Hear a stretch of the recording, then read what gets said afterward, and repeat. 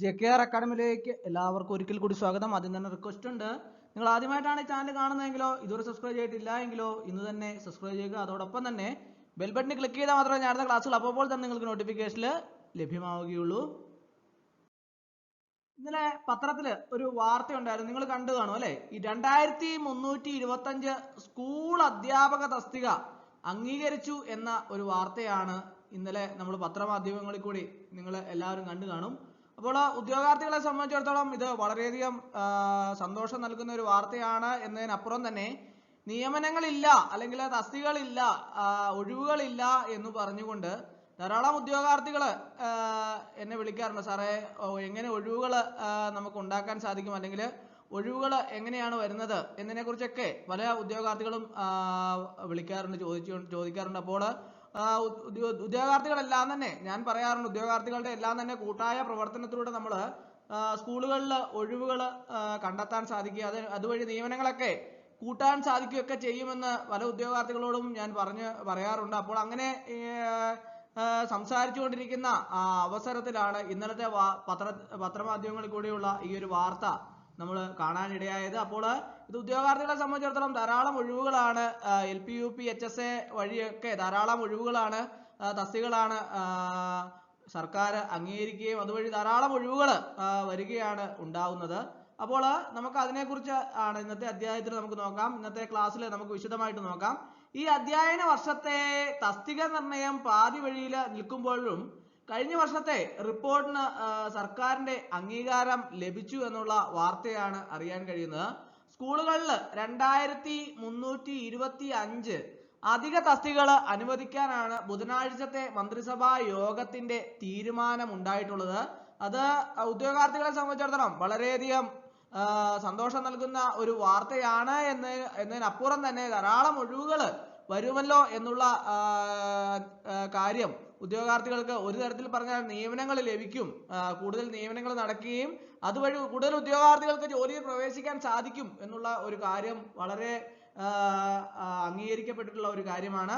അപ്പോൾ തന്നെ വാർഷിക പരീക്ഷ അടുത്തെത്തിയിട്ടും ഈ വർഷത്തെ തസ്തിക നിർണയം പൂർത്തിയായിരിക്കുന്നതിനാൽ ചുരുക്കം സർക്കാർ സ്കൂളുകളിൽ മാത്രമേ ഇപ്പോഴത്തെ തീരുമാനത്തിലൂടെ PSC നിയമനം നടക്കൂ എന്നുള്ളതാണ് അറിയുന്നത്. 2023-24 അധ്യയന വർഷത്തെ റിപ്പോർട്ടിനനുസരിച്ച് 513 സർക്കാർ സ്കൂളുകളിൽ 957 തസ്തികകൾ അംഗീകരിക്കുകയും 699 എയ്ഡഡ് സ്കൂളുകളിലായിട്ട് 1368 അധിക തസ്തിക അനുവദിക്കും. ഇങ്ങനെ 1212 സ്കൂളുകളിലായിട്ട് 2325 തസ്തികകളിലാണ് അംഗീകാരം ലഭിക്കുന്നത്.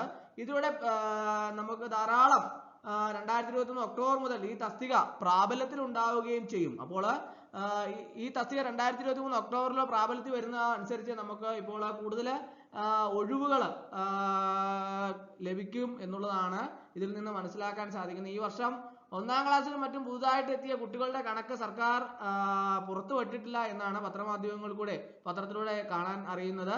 കുട്ടികൾ കുറഞ്ഞതിനെ തുടർന്ന് തസ്തിക നഷ്ടവും സംഭവിച്ചതായും വിദ്യാഭ്യാസ ഓഫീസുകൾ റിപ്പോർട്ടുകളുണ്ട്. അപ്പോൾ അങ്ങനെ ആണെങ്കിൽ പോലും 2325 സ്കൂളുകളിൽ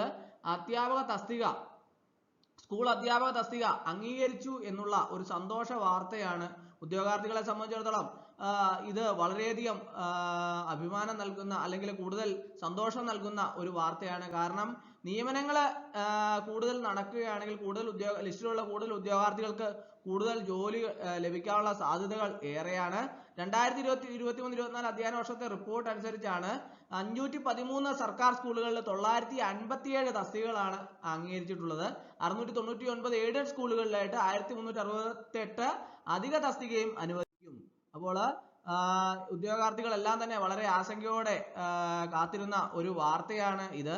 അപ്പോൾ എല്ലാ ഉദ്യോഗാർത്ഥികളും ഇത് അറിഞ്ഞു എന്ന് അറിയാത്ത ഉദ്യോഗാർത്ഥികൾ ഉണ്ടെങ്കിൽ പത്രമാധ്യമങ്ങൾ കൂടി കാണാത്തയും അറിയാത്തയുമായിട്ട് ഉദ്യോഗാർത്ഥികൾ ഉണ്ടെങ്കിൽ നമ്മുടെ ക്ലാസ്സുകളെല്ലാം തന്നെ പരമാവധി ഉദ്യോഗാർത്ഥികളിലേക്ക് ഷെയർ ചെയ്ത് എത്തിച്ചു കൊടുക്കുക.